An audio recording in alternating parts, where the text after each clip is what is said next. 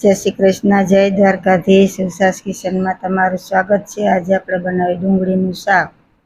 તો તમે એને ભાખરી રોટલા અને પરોઠા સાથે પણ ખાઈ શકો. તો આ અમારી દેશી ડુંગળી ગામડેથી કટો આવ્યો, એમાં મેં ઝીણી ઝીણી સરસ મજા નાની નાની ફેરી જેવી જો વીણી લીધી છે અને ફોલીને કમ્પ્લીટ તૈયાર રાખી છે. સરસ મીઠી ડુંગળી છે, દેશી મોજ નદીની. સરસ મજાના ડુંગળીને આવી રીતે ફોલી લીધી. લગભગ 300 ગ્રામ હશે અંદાજે, કે 25-30 નંગ જેટલા હશે. અને આ તલ છે, એને આપણે મિક્સરમાં પીસી લેવાનું. તલ આપણે જરૂર મુજબ નાખવાનું, કોઈ વધારે નાખે, 2 ચમચી ન હોય તો ઓછાય નખાય. અને આ ગાંઠિયા અથવા તો સેવ પણ લઈ લીધા હાલે. અને આ આપણે લસણ લીધું છે, અને આ પેસ્ટ બનાવવા લસણ ને 4 મરચાંના નંગ આ મેં લીધા છે. તીખા 5-6 નંગ, અને તજ છે, તમાલપત્ર છે, અને લવિંગ ને બાદિયા 2 નંગ છે. એ બધું મેં મિક્સ કરી લીધું. ને આ તજપત્ર છે ને વઘાર માટે રાખ્યા. આ ટમેટા 250 ગ્રામ 4 નંગ જેટલા છે, એને આપણે સાઈડમાં રાખી એને બધાને આપણે મિક્સરમાં પીસી લઈને આ બાજુ મેં તેલ મૂક્યું છે. એમાં ડુંગળીને આપણે તરવા નાખી દઈએ. જોકે બધા સ્ટીમ કરીને નાખે, એટલે કે આપણે ઢોકળિયામાં નાખીએ અને બાફીને પણ બનાવી શકીએ અને તરીને પણ બનાવી શકીએ. તો આપણે આવી રીતે બધી ડુંગળીને એકહારે નાખી દીધી છે તેલની માલિક પર, અને એને તરવા દઈએ. ઓલા બાજુ આપણે મિક્સરમાં બધું પીસી લઈએ. તો આપણે એ પીસાઈ ગયું ને તો આ ડુંગળી જો સરસ મજાની આપણે સતરાઈ ગઈ છે, એટલે બહુ ઝાઝી રીતે નહીં. માથેથી થોડુંક મોકું કાપવામાં ધ્યાન રાખવું, નકર ડુંગળીના છે ને નોખા પડી જાય. એટલે આ ડુંગળીનું શાક, આખા ડુંગળીનું શાક બનાવવાનું તમને પંજાબી શાક ભૂલી જાય એવું સરસ મજાનું ડુંગળીનું શાક આખા ડુંગળીનું બને. અને આપણે આમાં તેલ થોડુંક વધારે નહોતું એ કાઢી નાખ્યું, અને 2 ચમચા જેટલું રાખીને એમાં આપણે જીરું નાખી દીધું છે. તો જીરું સરસ મજાનું જોઈ શકો તમે તડતડિયા થઈ ગયા. એમાં આપણે લીમડો, લાલ સૂકું મરચું, તજપત્ર અને થોડાક આપણે લસણની કરી નાખી છે આખી. ઘણા એમાં છે ને કાજુ ને નાખે છે, અને કોઈ એમાં દ્રાક્ષ પણ નાખે. તો આપણે આમાં જે ઓલી પેસ્ટ કરી હતી ને મરચાંની ને એ આપણે નાખી દઈએ. અને આ તજપત્રનો ને એનો મિક્સરમાં ભૂકો કરી નાખ્યો હતો ને એ પણ આમાં આપણે નાખી દીધો. સરસ મજાને એને મિક્સ કરીને હલાવી નાખવાનું. જો તજપત્રનો ભૂકો કર્યો તો એટલે પહેલાં નાખીએ તો બળી જાય, એટલે આપણે પહેલાં પેસ્ટ નાખીને પછી તજપત્ર નાખીએ એટલે એ બળી ગયેલો ને સરસ મજાનું મિક્સ થઈ જાય. તો આવી રીતે જરીક વાર પાકે ને માથે આમ તેલ બધી તડતડવા માંડ્યું છે, પછી આપણે એની માલિકોને નાખીશું તલને. તો તલને મેં મિક્સરમાં પીસી લીધા હતા અને ભૂકો કરી નાખ્યો હતો.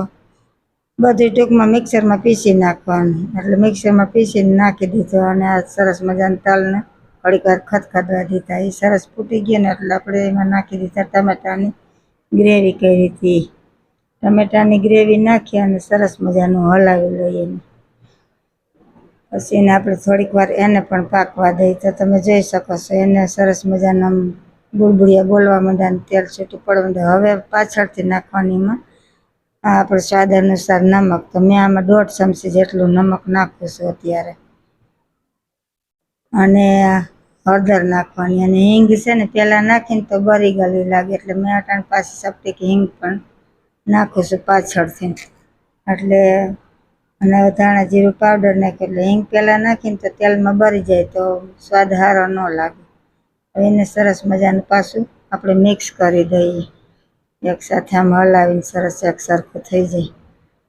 તો તમે જોઈ શકો સરસ મજાની ગ્રેવી આમ બુળબુળિયા તેલ ઉપર આવી ગયું છે. હવે એમાં નાખી દઈએ આપણે માંડવીનો ભૂકો કર્યો હતો એ, અને આપણે આ ગાંઠિયાનો ભૂકો કર્યો હતો એ પણ નાખી દઈએ. માંડવીના દાણા, સિંગદાણા હોય ને એને જરીક કરી નાખવા અથવા તો શેકી નાખીને પછી ભૂકો કરી નાખવાનો. હવે આમાં ચટણી આપણે નાખી દઈએ. આમાં હું કાશ્મીરી ચટણી નથી નાખતી, ઓલી તીખી ચટણી આવે છે એ જ નાખું છું. એ જો કે બહુ તીખી નથી, મારે ડબલ રસમ પટાણી છે. એ ચટણી મેં આમાં 3 ચમચી જેટલી નાખી, એટલે સરસ તીખાશ પણ આવે અને સારું પણ દેખાય. ડુંગળી છે એટલે જરૂરિયાત મુજબ જેને જેટલો ખાતા હોય એ પ્રમાણે તીખાશ નાખજો. તો હવે આ મેં જે ગ્રેવીવાળું હતું ને એમાં જ પાણી લઈ અને ગ્રેવીને આછી કરવા માટે થોડુંક પાણી પણ એમાં ઉમેરી દેવાનું. જો કે ગ્રેવી જાજી રાખવી પડે આમાં, એટલે થોડુંક પાણી વધારે નાખવું પડે. એટલે મેં આમાં એક વાટકો જેટલું પાણી નાખ્યું છે.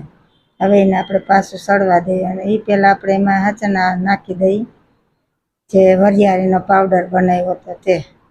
એ પાછળથી નાખીએ એટલે સરસ મજાનો એમાં સ્વાદ બેસી જાય.